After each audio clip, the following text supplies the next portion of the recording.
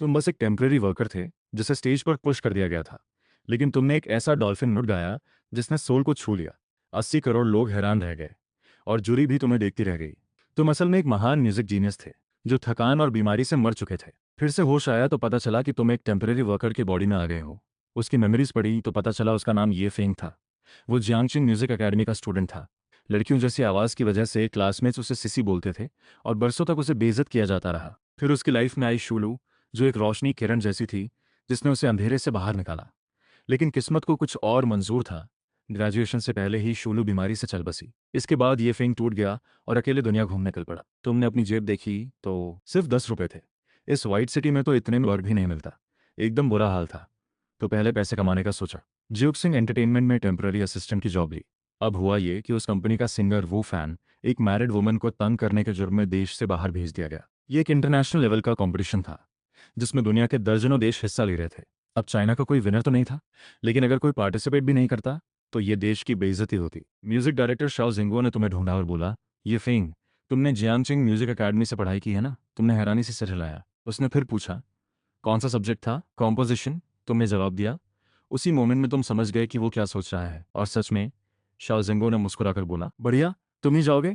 इसे जल्दी तैयार करो, थोड़ी देर में कंपटीशन शुरू होगा। ये सुनकर सब स्टाफ हैरान रह गए। एक टेम्पररी वर्कर को स्टेज पर भेजना?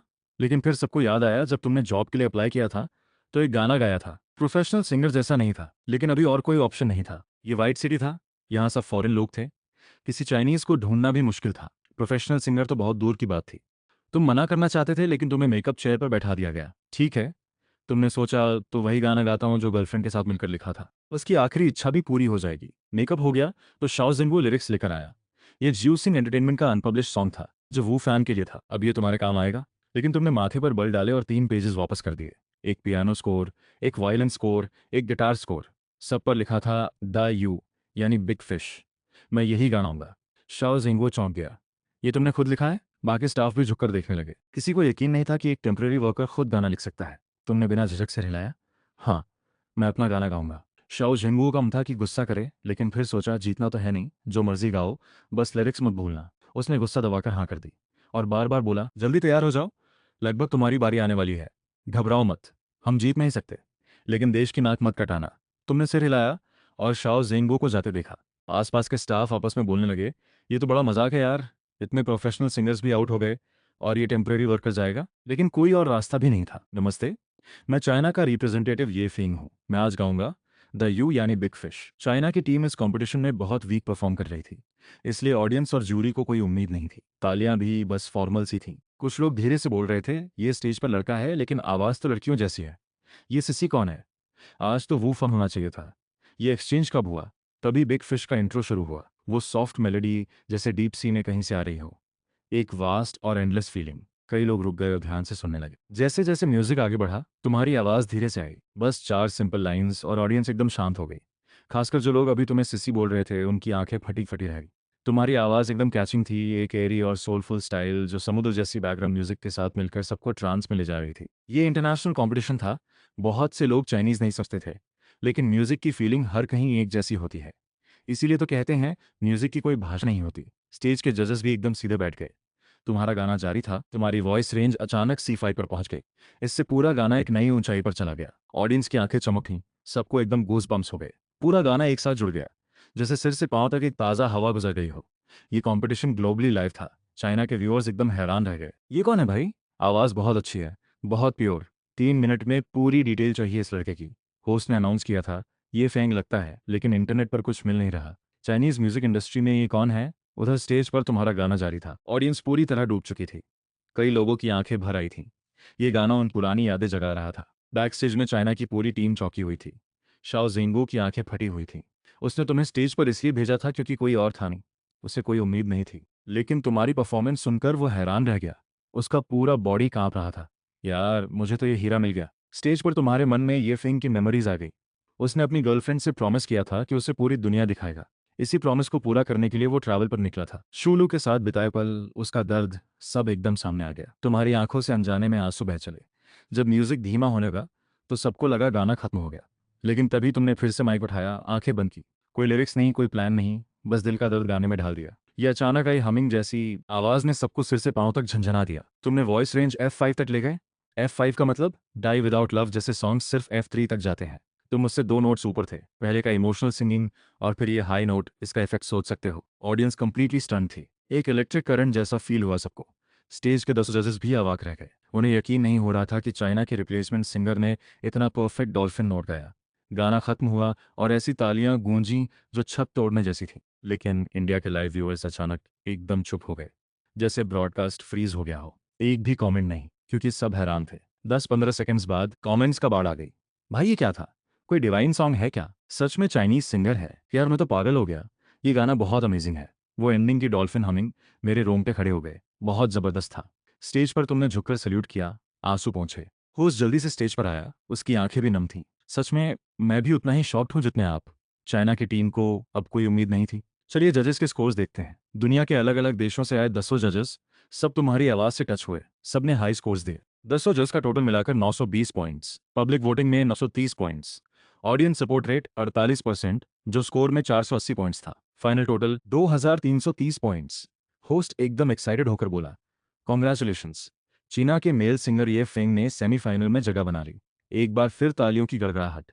चीना के ऑडियंस सेक्शन में तो जैसे दिवाली हो गई। किसी ने सोचा नहीं था। फीमेल सिंगर भी आउट, ग्रुप भी आउट, और रिप्लेसमेंट सिंगर के रूप में एक टेम्पररी वर्कर ने सेमीफाइनल में एंट्री मार ली।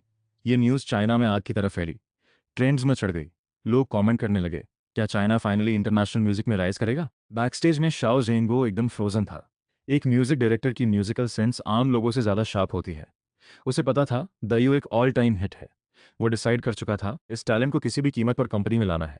स्टेज से नीचे आने के बाद किसी ने तुम्हें सिसी नहीं बोला। उस एक परफॉर्मेंस ने सबको चुप करा दिया था। बहुत से लोग बधाई देने आए।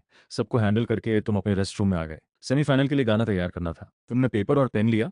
बस 10 मिनट में एक बेहतरीन गाना लिख दिया। उस सॉन्ग का टाइटल देखकर तुम्हारे होठों पर हल्की सी स्माइल आई। इस गाने से सेमीफाइनल में जाना थोड़ा ज़्यादा नहीं हो जाएगा? तभी रूम का डोर खुला।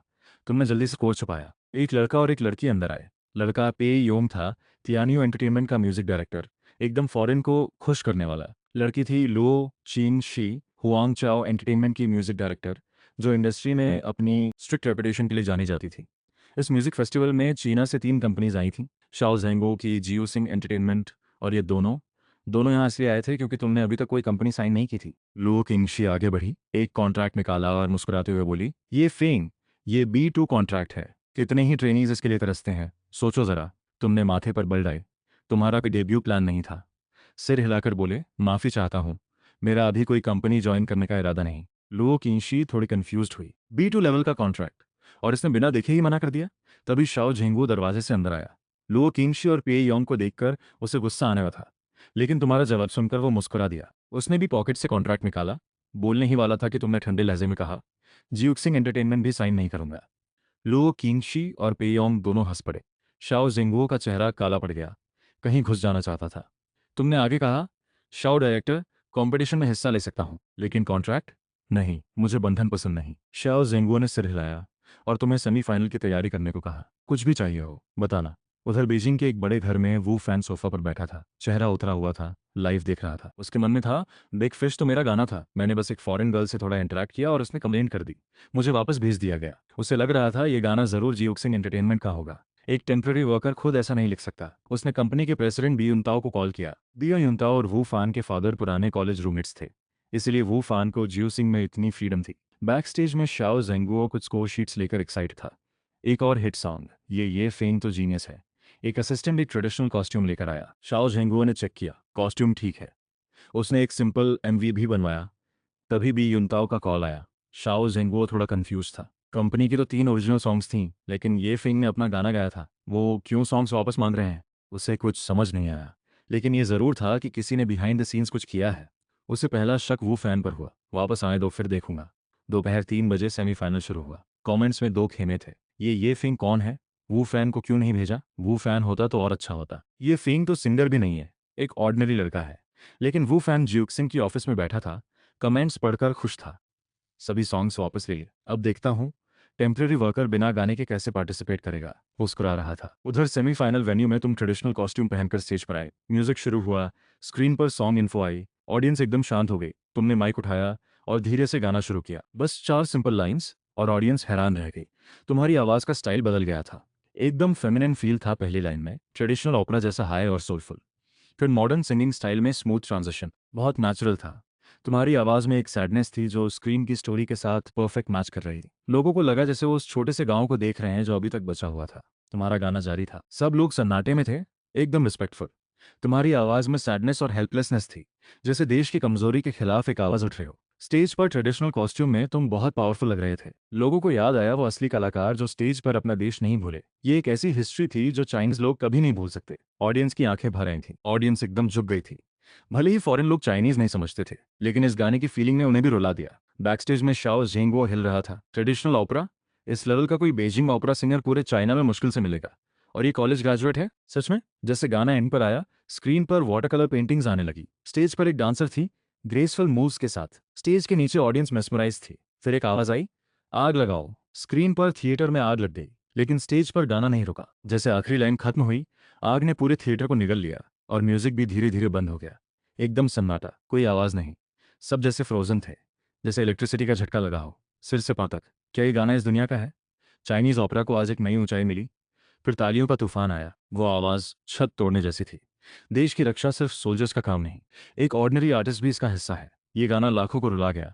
दसों जजेस की आंखें भी नम थी। रिजल्ट आया, बड़े अंतर से तुमने जापानी सिंगर को हराया और फाइनल में जगह बना ली। पूरी ऑडियंस खड़ी हो गई, तालियां और चीयर्स। चाइना का सेक्शन तो जैसे एक्सप्लोड हो गया। तुमने झुककर सल्यूट किया और स्टेज से नीचे आ गए। फाइनल 3 दिन बाद था। उसमें तुम्हारा मुकाबला ब्लैक सिंगर आइक से होना था। बैकस्टेज में सब एनर्जाइज थे। शाओ जेंगू का हाथ ऊपर था, कौन सोच सकता था। एक ऑर्डिनरी टेम्पररी वर्कर ने पूरी चाइना टीम को बचा लिया। पेई योंग और लुओ किनशी ने मन में ठान लिया, कंपटीशन खत्म होते ही इसे साइन करना है। एक दिन में 2 ब्लॉकबस्टर सॉन्ग्स, ये तो सुपरस्टार भी मुश्किल से कर पाते हैं। लेकिन कुछ लोग अभी भी तुम्हारे पीछे थे। वू फान के समर्थकों का कहना था ये फेंग ने मौका चुराया। शाओ जेंगुओ ये देखकर बहुत दुखी था। फॉरेन ऑडियंस भी इससे इंप्रेस हुई और हमारे अपने लोग ही इसे डाउन कर रहे हैं। ज्यूजिंग ऑफिस में वू फान ने गुस्से में टीका फेंक दिया। सॉन्ग्स वापस ले लिए थे, फिर भी इसके पास इतना अच्छा गाना कहाँ से आया? असिस्टेंट ने धीरे से कहा, शायद शाओ जंगुओ ने कहीं से बाय किया। वो फान ने हेड हिला दिया। उसकी शाओ जंगुओ से पहले से दुश्मनी थी। ये बेइज्जती का बदला लूंगा। शाम को चीलिंग ट्रेंडिंग में था।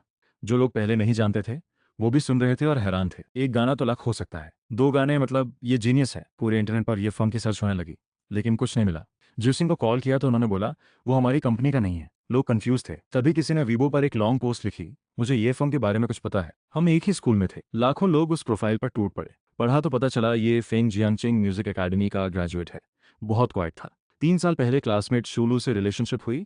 दोनों हमेशा साथ रहते थे, लेकिन पिछले साल शूलू को सीरियस इलनेस डायग्नोस हुई। कीमो की वजह से उसके बाल चले गए। ये फेंग ने भी सिर मुंडा लिया। शूलू की फेस डिटीरियरेट होती गई तो ये फेंग ने मेकअप सीखा, रोज उसे सजाता था। लेकिन डेस्टिनी को मंजूर नहीं था। इस फरवरी शूलू चल बसी। ये फेंग ने सबसे बात करना बंद कर दिया। दोनों ने साथ वर्ल्ड ट्रैवल करने का प्रॉमिस किया था। ग्रेजुएशन के बाद ये फेंग अकेले निकल पड़ा, एक गिटार एक बैकपैक। वो शू की आंखों से दुनिया देखना चाहता था। ये पढ़कर सब चुप हो गए। सब कुछ जोड़ो तो ये फेंग का दर्द समझाता है। फिर किसी ने उसके ट्रैवल पाथ को ट्रेस किया और कई सिटीज में उसकी वीडियोस मिली। वो अकेला स्ट्रीट पर बैठकर गिटार बजाता था। बहुत सुरीला था, लेकिन बहुत उदास। ये वीडियोस किसी राहगीर ने अपलोड की थी। ये फेंग का नाम नहीं था, इसलिए पहले कोई नहीं ढूंढ पाया।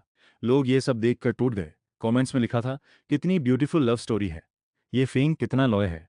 शूलू नाम की वो लड़की बहुत लकी थी। अब समझ आया ये फेंग रोया क्यों था दायु गाते वक्त। ये गाना शूलू के लिए था।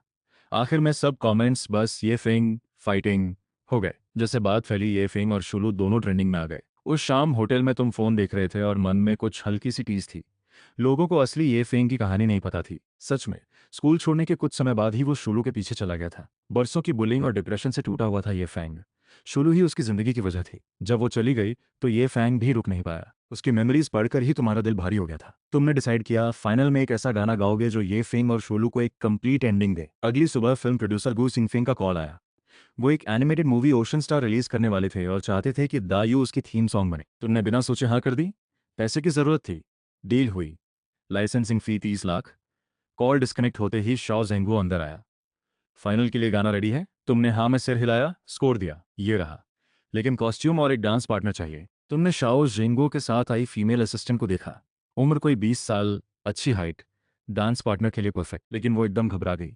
नहीं नहीं, मैं स्टेज पर जाऊंगी तो कांपने लगती हूँ। तुम कंफ्यूज हो गए, ये कैसी कंडीशन है? शाओ जेंगुओ ने सिर हिलाया। फॉरेन सिटी में डांस पार्टनर ढूंढना मुश्किल था। मेकअप टीम में कुछ गर्ल्स थीं, लेकिन कोई परफॉर्मर नहीं था। फिर उसे याद आया हुआंग चाओ एंटरटेनमेंट की सुयुनशी। थोड़ी नेगोशिएशन के बाद लुओ कीची मान गई। इंटरनेशनल स्टेज पर अपनी सिंगर को एक्सपोजर मिलेगा। दोपहर के बाद सुयुनशी आई। ट्रेडिशनल ब्राइडल कॉस्ट्यूम में वो बहुत स्टनिंग लग रही थी।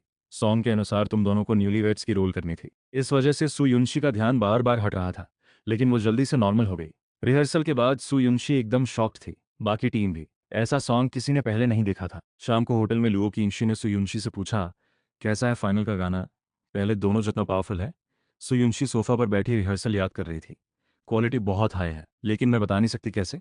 बहुत यूनिक स्टाइल है।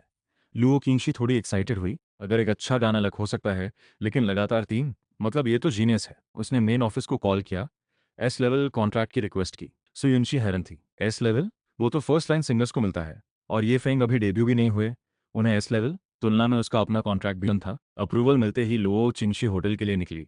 तभी ये नामतियान का कॉल आया। ये नामतियान इस म्यूजिक फेस्टिवल का इकलौता चाइनीज जज था, साथ ही लुओ चिंगशी का हाई स्कूल फ्रेंड। जरूरी बात होनी चाहिए थी।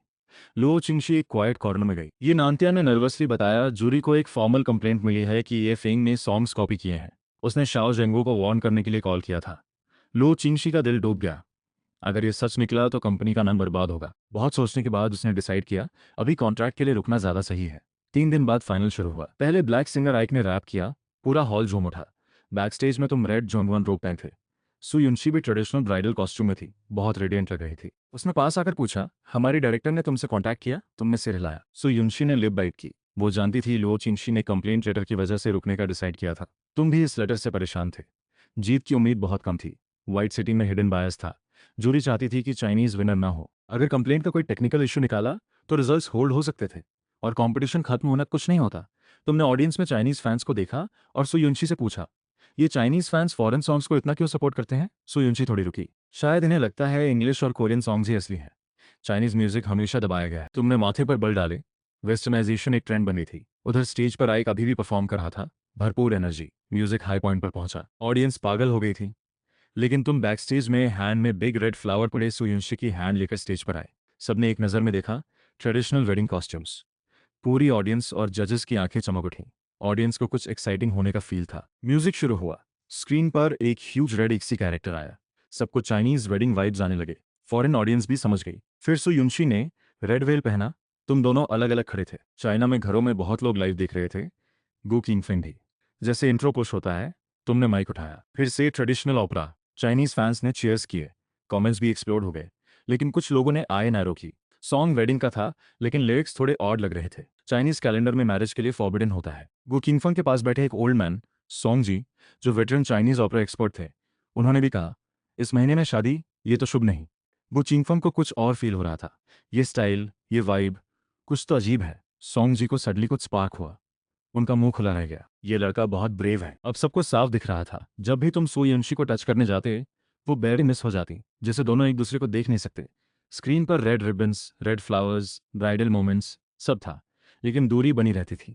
ऑडियंस समझने लगी, ये नॉर्मल वेडिंग नहीं है। तुमने आगे बढ़कर सुयुनशी को करने की कोशिश की, लेकिन कैमरा एंगल और मूवमेंट की वजह से ऑडियंस को लगा तुम्हारा हाथ उसके बॉडी से गुजर गया, जैसे वो ट्रांसपेरेंट है। तुम एक जगह फ्रीज हो गए। फिर तुमने वो बड़ा फ्लावर उछाल दिया और हाथ में आ गई एक सुओना। सुओना की आवाज़ एकदम फटी। पूरा ऑडियंस हिल गया। सुओना की वो साउंड, जैसे किसी दूसरी दुनिया से आ रही हो। पूरा ब्रेन ब्लैंक हो गया। कमेंट्स में लिखा था, भाई ये क्या हो रहा है? सुओना ने तो दिमाग उड़ा दिया। ये नेशनल स्टाइल है तो ये फेंग सबसे बड़ा है। वूफान के फैंस भी एकदम चुप हो गए। सुओना की sound had come in like magic. तुमने सुओना उठाई, आवाज़ पूरे अरीना में गूंज गई। अब ऑडियंस को समझ आने लगा था कि ये क्या है। सुयुनशी ने खुद वेल उठाया। वो बहुत सुंदर थी, लेकिन उसकी आंखें ब्लैंक थीं। वो तुम्हें देख नहीं पा रही थी। म्यूजिक और इंटेंस होने लगा। एक अनाउंसर की आवाज़ आई, एक बार आसमान को, एक बार माँ बाप को। स्क्रीन पर वो बड़ा शी कैरेक्टर फिर आया, इस बार थोड़ा टिल्टेड। ऑडियंस को एहसास हुआ, ये तो घोस्ट वेडिंग है, इसलिए दोनों एक दूसरे को टच नहीं कर सकते थे। वो दो अलग वर्ल्ड्स में थे। जैसे गाना खत्म हुआ, स्क्रीन पर एक लड़की की फोटो आई, शुरू। इस मोमेंट में तुम ये फेंग की पुरानी फीलिंग्स को रिलीज कर रहे थे। फोटो में शू खूबसूरती से मुस्कुरा रही थी। नीचे लिखा था, काश हेवन में कोई बीमारी ना हो, मैं तुम्हें एक वेडिंग का कर्ज देता हूँ, शुभ दिन। ऑडियंस को अब सब क्लियर था। तुमने इंटरनेशनल म्यूजिक फेस्टिवल के स्टेज पर अपनी डिसीज्ड गर्लफ्रेंड को एक वेडिंग गिफ्ट दी थी, एक अनफॉरगेटेबल वेडिंग। बहुत सी गर्ल्स आंसू बहा रही थी। सॉन्ग खत्म हुआ, तालियों की बाढ़। बहुत से लोग हो रहे थे। गू किंगफंग और सॉन्ग जी ने एक दूसरे को देखा। सॉन्ग जी धीरे बोले, जीनियस। ये फिंग तो एक जीनियस है। चाइना में शी सॉन्ग इमीडिएटली ट्रेंडिंग पर था। गर्ल्स कमेंट्स में लिख रही थीं, ये फेम मत रो, हम रो लेंगे तुम्हारी जगह। सू युनशी स्टेज पर थी, उसकी आंखें भरी हुई थीं। उसे फील हो रहा था जैसे उसने उस लड़की की पूरी लाइफ जी ली। बैक स्टेज में शाओ जेंगो एक्साइटेड था, घूम रहा था। कंप्लेंट लेटर की वजह से जीत की उम्मीद नहीं थी, लेकिन ये परफॉर्मेंस हिस्ट्री में जाएगी। लो किंगशी स्टेज की तरफ देख रही थी। उसे लग रहा था मैंने गलती की, ये गाना प्लेजरिज्म इम्पॉसिबल है।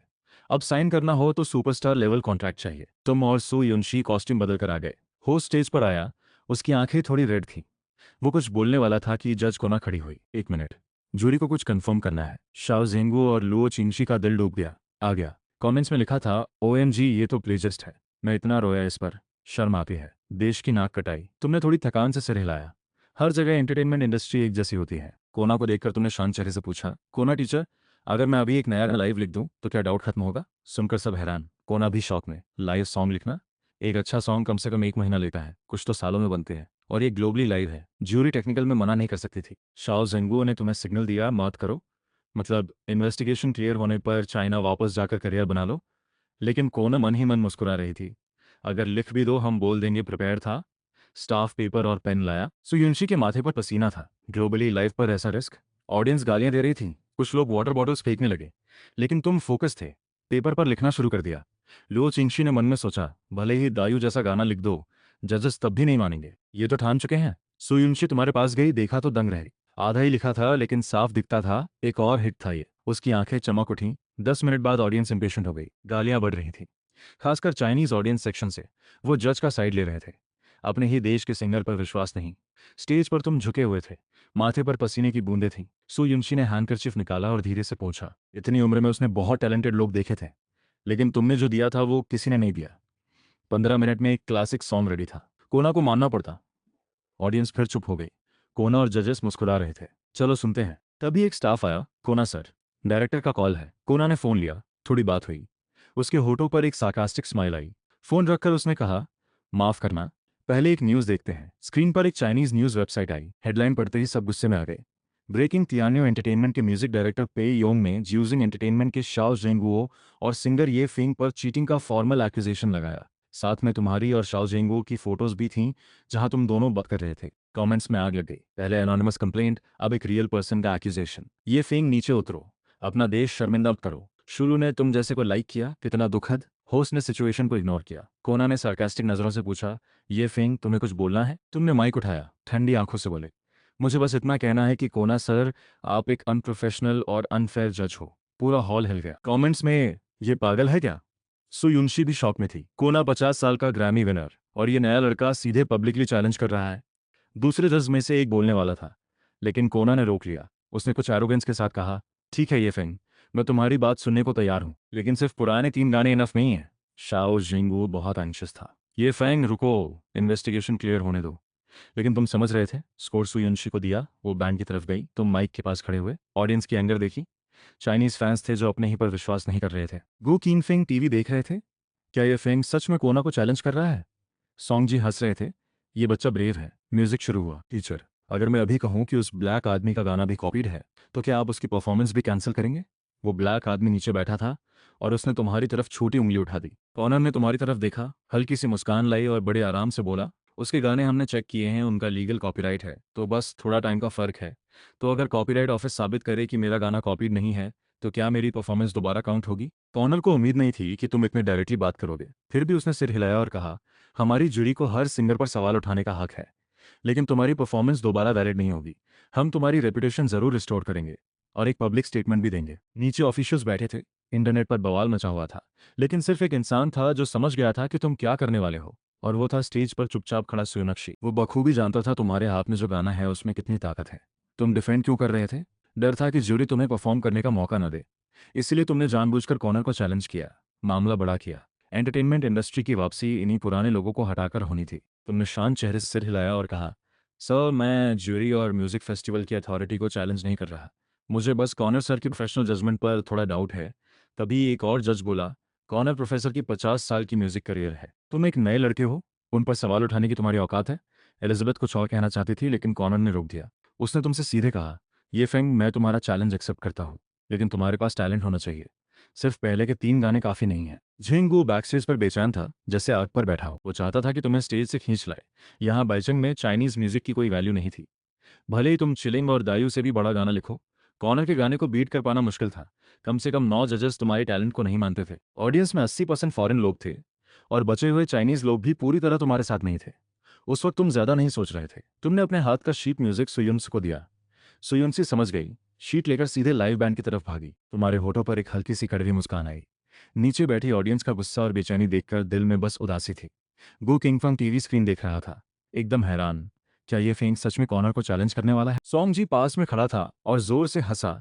इस लड़की की हिम्मत देखो, रॉक का बाप कहलाने वाले को चैलेंज कर रहा है। मुझे पसंद है। ऑडियंस ने देखा कि तुम फिर गाने वाले हो तो जोर से बुराई करने लगे। उनके दिमाग में बस यही था, चाइनीज गाना इंग्लिश गाने से जीत नहीं सकता। यही आज की सोच है। कुछ लोग इतने झुक गए हैं कि उठना भूल गए हैं। कॉर्नर ने इसीलिए तुम्हें स्टेज पर गाने दिया, ताकि गाने के बाद तुम्हें सबके सामने नीचा दिखा सके। तभी म्यूजिक शुरू हुई। सब चौंक गए, यहाँ तक कि कॉर्नर भी हैरान रह गया, क्योंकि यह इंट्रो क्लासिकल था लेकिन रॉक स्टाइल में। कॉर्नर के चेहरे पर घमंड भरी मुस्कान आई। तुम मुझे मेरी ही फील्ड में बीट करने आए हो? ये तो बड़ा मजाक है। बैकस्टेज में झैंग गुओ और लो चिंगशी भी हक्के बक्के खड़े थे। ये फिंकर क्या रहा है? सब चौंक गए। कोना भी रॉक म्यूजिक और क्लासिकल फील के साथ। कोना ने एरोगेंटली सोचा, खुद रॉक में आ गया। हंसने वाली बात है, बैकस्टेज में शाओ जेंगुओ और लो चिंगशी की भी आंखें फटी। तुमने इलेक्ट्रिक गिटार उठाई। कुछ लाइंस के बाद ऑडियंस फ्रीज। रॉक सॉन्ग था और इंग्लिश। लिरिक्स सुनकर कोना का चेहरा लाल हो गया। Your boy makes a big noise. ये लिरिक्स जैसे उसी पर था, हर बड़बोले को यही कहते हैं। इस गाने की पावर समझना जरूरी है। ये सॉन्ग दुनिया के सबसे लेजेंडरी सॉन्ग्स में से एक था। World cup anthem, Grammy hall of fame. Magic से मैजिक को ही रोको। तुम चाइनीज सॉन्ग से प्रूव करना चाहते थे, लेकिन व्हाइट सिटी में फॉरेन ऑडियंस ज्यादा थी, तो उनकी ही भाषा में जवाब दो। सु यून्सी साइड में खड़ी थी, तालियां बजा रही थी। उसकी नजरें तुम पर थीं। कमेंट्स में सब शॉक्ड। कोरस आया, वी विल रॉक यू। सब अपने आप हाथ पीटने लगे। कोना कंप्लीटली कंफ्यूज थे। उनके भी कई क्लासिक सॉन्ग्स थे, लेकिन वी विल रॉक यू की बात अलग थी। स्टेज पर तुम गिटार बजाते हुए वो 2 लाइंस रिपीट कर रहे थे। फॉरेन ऑडियंस खुद साथ में गाने लगी। धीरे धीरे whole arena full audience singing. जजेस की डिसबिलीव वाली नजरों में पूरा हॉल सिंग कर रहा था। वो 2 लाइंस जैसे मैजिकल थी। हजारों फॉरेन लोग एक साथ। चाइनीज फैंस आंखें बड़ी किए देख रहे थे। अभी तो हम इसे सपोर्ट नहीं कर रहे थे और फॉरेन लोग इसके साथ गा रहे हैं। म्यूजिक रुका। तुमने जज सेक्शन में कोना को देखा, स्टन थे। तुमने झुककर सल्यूट किया। सु युनशी का हाथ थामकर स्टेज से नीचे आ गए। अरीना एक्सप्लोड हो गया। सब तुम्हारा नाम चिल्ला रहे थे, एनकोर। तुम वापस नहीं गए। पर्सनल कॉन्सर्ट नहीं था। बैकस्टेज में शाओ जिंगुओ ने थम्स अप दिया। लियो किंशी तालियां बजा रही थी। होस्ट ने अनाउंस किया, कुछ अनएक्सपेक्टेड हुआ। स्कोर्स अगले 5 दिन में अनाउंस होंगे। तुम मुस्कुराए। जूरी डर गई। थोड़ी देर बाद we will rock you China में ट्रेंडिंग में था। पब्लिक ओपिनियन रिवर्स होने लगी।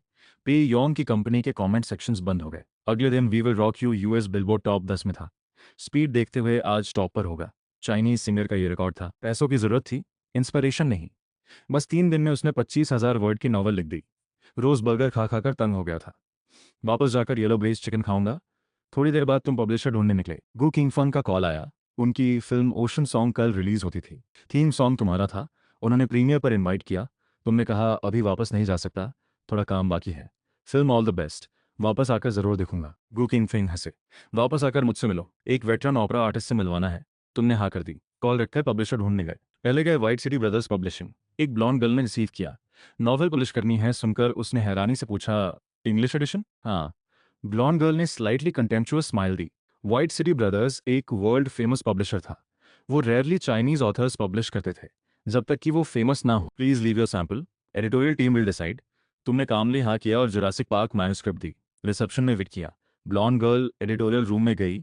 आंख, एक एशियन आया है, नॉवल पब्लिश करना है, सैंपल दिया है, देखो कैसा है। हक नाम का middle aged man coffee P रहा था। हंसते हुए बोला, कौन फेमस ऑथर है? नया है, बिल्कुल अननोन। हक ने हैंड वेव की। हम न्यू ऑथर्स को पब्लिश नहीं करते, स्पेशली एशियन लोग।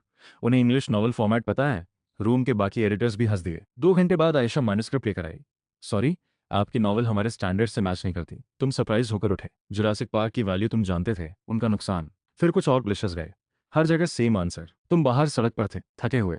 लोगों के प्रेजुडिस एक पहाड़ की तरह होते हैं। तभी सु युनशी कहीं से निकली। एक हाथ में कोल्ड ड्रिंक, दूसरे में हॉट डॉग। ये फेंग, सच में तुम हो?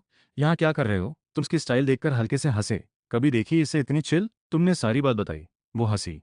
जरूर बड़े पब्लिशर्स गए होगे ना? तुमने क्यूरियस होकर पूछा, बड़े पब्लिशर्स गलत हैं क्या? सु युनशी चीक्स पूरे भरे। खाते खाते बोली, फॉरेन कंट्री में नॉवल पब्लिश करनी हो तो छोटे पब्लिशर्स को टारगेट करो। एक को जानती हूँ, ओनर मेरी दोस्त है। सुयुंशी की हेल्प से तुमने मिगाओ पब्लिशिंग के साथ डील की। ओनर जांग वेई खुद एक चाइनीज राइटर थी। 10 साल पहले एक बेस्ट सेलर से व्हाइट सिटी में सेटल हुई थी। पब्लिशिंग हाउस छोटी थी लेकिन एफिशिएंट। जुरासिक पार्क 2 महीने बाद रिलीज होगी। एडवांस रॉयल्टी 10 लाख, बाकी सेल्स के बाद। 4 दिन बाद जूरी रूम में कोना ने गुस्से से कहा, ये फेंग ने हद कर दी। एक ही सच्चा विनर है। सब जजेस ने अग्री किया। भले ही We will rock You popular था, व्हाइट सिटी में फाइनल डिसीजन जूरी का था।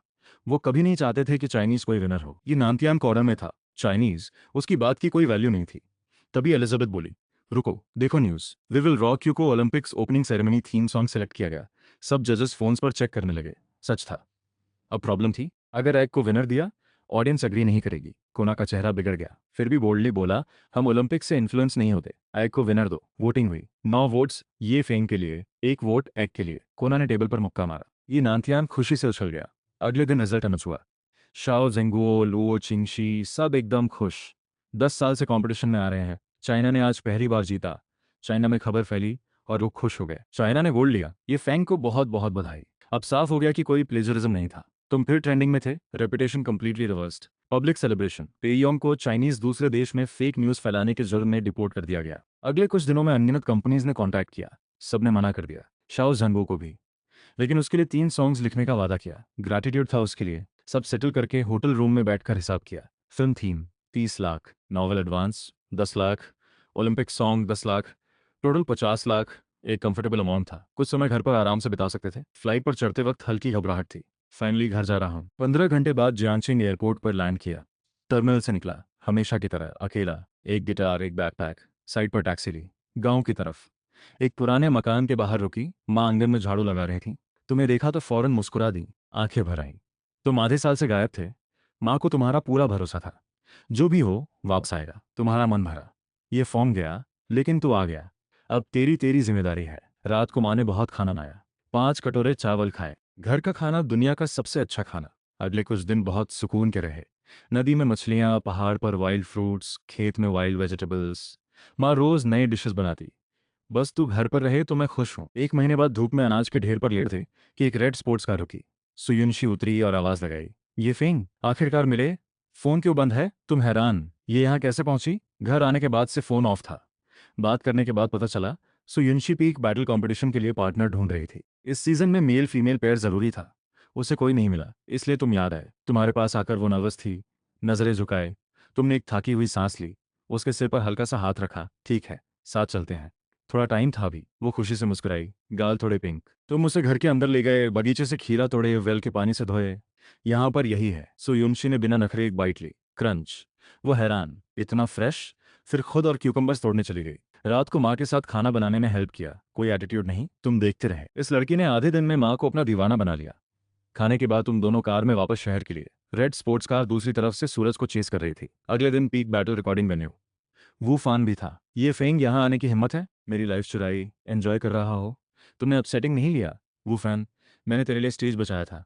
तू मुझे विलन बना रहा है? सुयुनशी ऑटोमेटिकली एक स्टेप आगे आई, जैसे तुम्हें प्रोटेक्ट करना हो। तुम रिलैक्स थे। खूब चुरा लूंगा तेरा टाइम। करेगा क्या? वो फैन स्पीचलेस। वो समझ नहीं पाया कैसे रिएक्ट करे। बस ऑकवर्डली चला गया। सुयुनशी शॉक्ड थी। कभी कभी रिप्लाई ना करना सबसे अच्छा जवाब होता है। कंपटीशन शुरू। 1000 ऑडियंस जजेस। हर ग्रुप एक सॉन्ग। सिर्फ 4 groups qualify. Lots of competition. पहले 5 ग्रुप्स में टॉप स्कोर 1866 था। फिफ्थ 1788। सिक्स्थ थी ऑक्सियन ग्रुप, वूफान और शेन चिंगनैंग। वूफान ने रैप किया, पूरा हॉल लेट हो गया। प्लस उसकी फैन बेस बड़ी थी, 968 वोट्स। शेन किंगमिंग ने सिलेक्टिव लव सॉन्ग गाया। बहुत से मेल ऑडियंस की आंखें चमक उठी। 952 वोट्स। ऑक्सियांग टोटल एक 9-2-0 टेम्पररी फर्स्ट। वूफान मुस्कुराया, तुम्हारी तरफ नजर डाली। एरोगेंस क्लियर था। बारी आई फिनियाओ ग्रुप की। सुयुनशी स्टेज पर पहले गई। अपना रिप्रेजेंटेटिव सॉन्ग गाया। परफेक्ट परफॉर्मेंस, लेकिन सॉन्ग की क्वालिटी एवरेज थी। Final score 938। फेनिया के लिए यही ठीक था, लेकिन फर्स्ट पोजीशन के लिए डिफिकल्ट। स्टेज से नीचे आकर सुयुनशी थोड़ी उदास थी। सॉरी, मैंने तुम्हें पीछे किया। तुमने स्माइल की। कोई बात नहीं, मैं हूं ना। तुम स्टेज पर गए। म्यूजिक शुरू हुआ। स्क्रीन पर इन्फो, बस 3 सिंपल लाइंस। Audience quite. तुम्हारी वॉइस में एक नेचुरल सैडनेस थी, जैसे ब्रेकअप के बाद कोई खुद से बात कर रहा हो। डायरेक्टर स्क्रीन पर ग्रोइंग व्यूअर काउंट देख रहा था। ये फेन कहाँ से आया? ऐसा स्टार पावर। ऑडियंस पूरी तरह अब्जॉर्ब थी। सुयुनशी थोड़ी कंफ्यूज्ड। ये गाना शुरू के बारे में तो नहीं लग रहा। वूफान ने कंटेंचुअस नॉट किया। इतना ओल्ड अरेंजमेंट, फ्लॉप होगा। लेकिन उसकी पार्टनर शन चिंगमिंग की आंखें स्टार हो गई थी। बहुत अच्छा है, ये लड़का कितना इमोशनल है। वो फान ने आए रुक किया। सॉन्ग एंडिंग पर था। तुम्हारी आवाज़ हाई हो गई, गाना खत्म, तालियों का तूफान, सब डैम बाहर आ गया था। इतने सच्चे और रॉ लव सॉन्ग की कमी थी। Final score 980 votes, final total 1918, second position. Backstage में सुयंशी की आंखें थोड़ी भरी थीं। तुम्हें क्या क्या भोगना पड़ा, इतनी सारी रिलेशनशिप्स। तुम हल्के से चौंके। मत बोलो ऐसे, ये मेरी स्टोरी नहीं है। एक दोस्त है मेरा, उसकी फीलिंग से लिखा। सुयुंशी ने माउथ को फनी शेप दिया। उस दोस्त का नाम भी ये फेंग है क्या? तुमने कामले कहा। उसे आहलियांग बोलते हैं, बहुत दूर रहता है। सुयुंशी को समझ नहीं आया कि तुम सीरियस हो या नॉट। लास्ट ग्रुप के बाद रिजल्ट्स। फिनिया group second with second number. उस रात होटल में फोन स्क्रॉल कर रहे थे। गाना ट्रेंडिंग में था, लेकिन हैशटैग एक ट्रेंड था, वू फैन बीट्स ये फेंग रिक्लेम्स हिज लाइफ। साफ दिख रहा था, ये वू फैन ने बॉट किया। लेकिन कुछ लोग बिलीव कर रहे थे। कंट्रोवर्सी बढ़ती गई, पीक बैटल की व्यूअरशिप और बढ़ गई। डायरेक्टर खुश। ये फेंग तो शो को प्रीमियम लेवल पर ले गया। अगले दिन सुयुंशी के साथ फिल्म देखने गए। गु चिंगफेंग का प्रॉमिस था। सुयुंशी पहले सिनेमा में थी, कोल्ड ड्रिंक और पॉपकॉर्न रेडी था, पहली डेट के जैसा। सुयुंशी नर्वस थी। ओशन स्टार की स्टोरी थोड़ी द यू जैसी थी, लेकिन वैल्यूज अलग थी। दो वर्ल्ड्स की कल्चरल डिफरेंस। फिल्म के बाद खाना खाया। सुयुंशी ने होटल ड्रॉप किया रात 10 बजे। वो जाने लगी। तुमने उसका हाथ पकड़ा, दोनों का चेहरा रेड। तुमने पहले बोला होटल थोड़ा डरावना है, रुक सकती हो? सुयुंशी ने आंखें नीची की। ये फेंग मेरे पेरेंट्स ट्रेडिशनल है, शादी से पहले नहीं। तुमने हंसकर हाथ चेस्ट पर रखा। सिर्फ बातें, कुछ नहीं होगा। डोर लॉक किया। दोनों बेड पर लेटकर देर रात तक बातें करते रहे। सुयुंशी को पता नहीं क्यों तुम्हारे साथ बातें खत्म नहीं होती। बचपन से लेकर सारी यादें बता दी, फिर तुम सो गए। ये भी गजब सिचुएशन है। सैटरडे को peak battle grand final. Venue bigger था, 50,000 की कैपेसिटी। चारों ग्रुप्स आए। डायरेक्टर ने रूल्स बताए, 1 song each, online voting, most votes जीते। वुफैन के होठों पर एक कनिंग स्माइल था। रूल्स पहले से पता थे, मार्केटिंग टीम रेडी थी। इस बार मैं जीतूंगा। रात 8 बजे कंपटीशन शुरू। पहला ग्रुप साओ माडुओ, डांस और सिंगिंग दोनों। ओपनिंग में audience pump. Final score 678 lakh votes. Second group एओक्सियांग। शेन किंगमेंग ने फिर सिलेक्टिव स्टाइल में गाया। हॉल एकदम classical vibe, complex style changes. Audience सब झूमी। 568 लाख वोट्स। वो फैन स्टेज पर, फैंस की स्क्रीमिंग। अपना क्लासिक ट्रैक गाया, energetic, full stage energy. Music peak पर, डांस करते गाते, पावरफुल परफॉर्मेंस। डायरेक्टर खुश। लाइव व्यूअर्स 2 करोड़ पार। Final score Wu Fan 1650 lakh votes. ऑक्सियन group total 2218 lakh. Wu Fan literally jumped 3 गुना से ज्यादा फर्स्ट ग्रुप से। Game over for others. Backstage में सब शॉक्ड। इसे बीट करना ऑलमोस्ट इम्पॉसिबल। तुमने फोन खोला, लाइव कॉन्स देखे। वू फैन परफॉर्म करने के बाद व्यूअर्स 80 लाख पर आ गए। सस्पिशियस फ्लक्चुएशन, एंड दोनों मिला के भी 160 लाख में बनते।